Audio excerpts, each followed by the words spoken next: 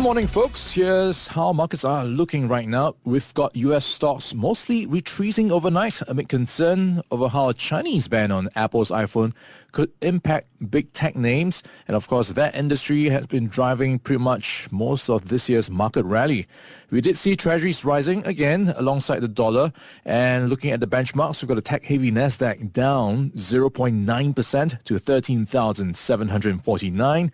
The S&P 500 lower by 0.3%, finishing at 4,451.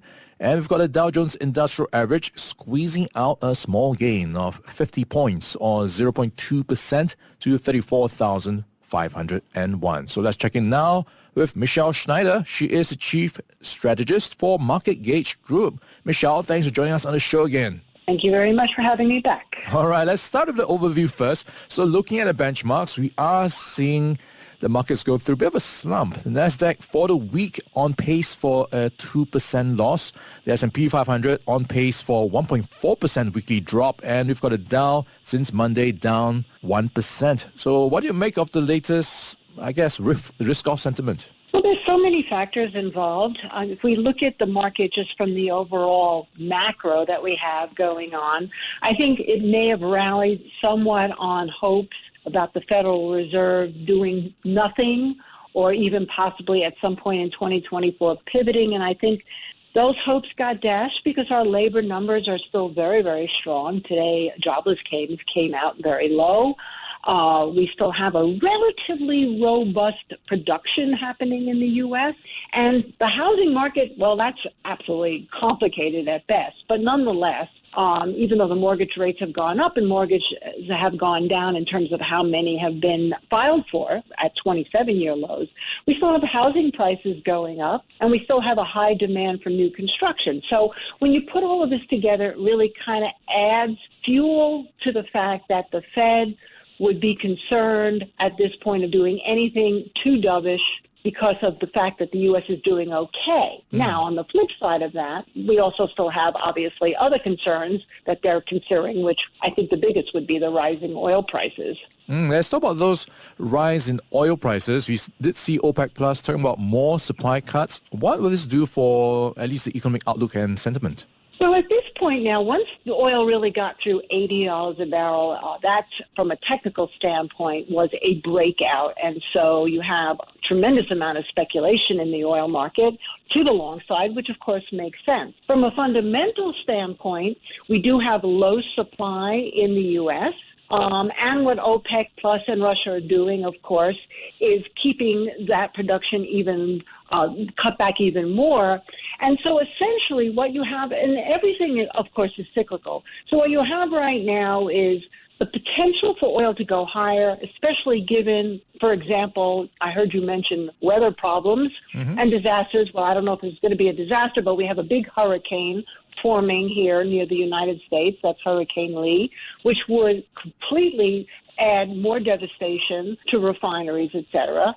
And on top of that, even though China has had its own issues and the demand has supposedly slowed down, we still have relatively high demand all over for fuel oil and some supply chain. So essentially, what's going to happen? What happens with everything? You get too high in price, and then demand starts to suffer because people start to cut back. And we haven't gotten to that point yet, but that's kind of what we would anticipate when, of course, would be a good question. But I would keep my eye on that $80 a barrel as sort of a floor that needs to hold up for a bullish scenario. All right, Michelle, talking about keeping an eye on stuff, so let's take a look at what's coming up on the calendar. And we've got some data points around retail as well as more indicators around the U.S. economy, but it looks like in recent days it's been quite choppy. We've got some good news overnight, of course, with the labor market. Jobless claims fell when we were looking at consensus forecasts of a small rise. So what are you looking out for on those numbers when we have those, for example, retail numbers out soon? Well, that would be my probably biggest number one area of concern. And of course, again, when ratios get so far out, like the retail market compared to the growth sector, and so of course Apple being the catalyst to see a decline in the growth sector, but I look at it differently. I say, at what point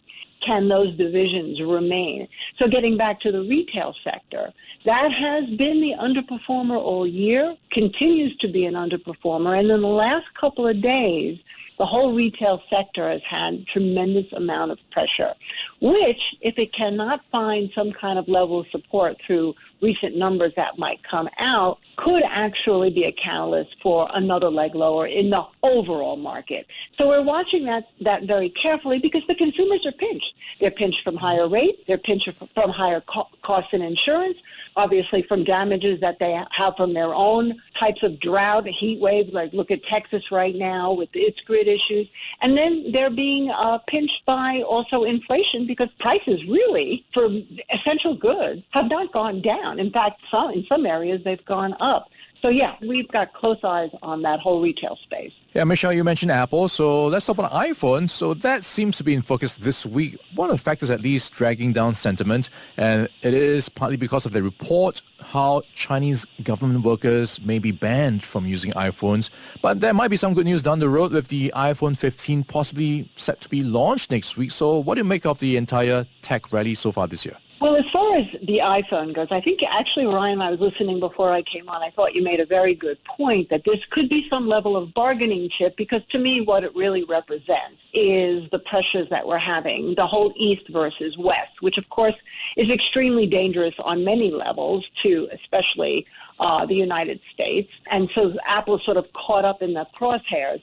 In terms of the whole tech sector, there are other scandals that are starting to emerge about other companies, but the point is that if we were to have, to use a Fed expression, soft landing in the tech, that would be good for the U.S. It would be the idea that Intel and the money that's being put in the United States for infrastructure development for us to be able to create our own chips and technology, that could actually in some ways be a help. It may have damage first because, the overall economy, I mean, Apple lost $200 billion in market value over the last couple of days.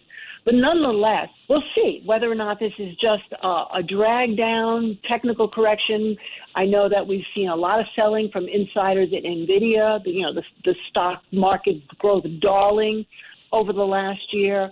And so I think the jury's out yet on whether or not these are real breakdowns or whether they come in as better buy opportunities. And again, whether this is a bargaining chip, like you say, between China and the U.S., or whether or not this means that the U.S. will have to continue its independence, which of course be inflationary, and that's a whole other conversation. Yeah, it's not just Apple that's under pressure. We've got General Motors seeing some sell-off as well, down 0.8% overnight, and they are in focus because of the ongoing negotiations between the union, which is poised to go on strike sometime next week. What are you watching out for on this front?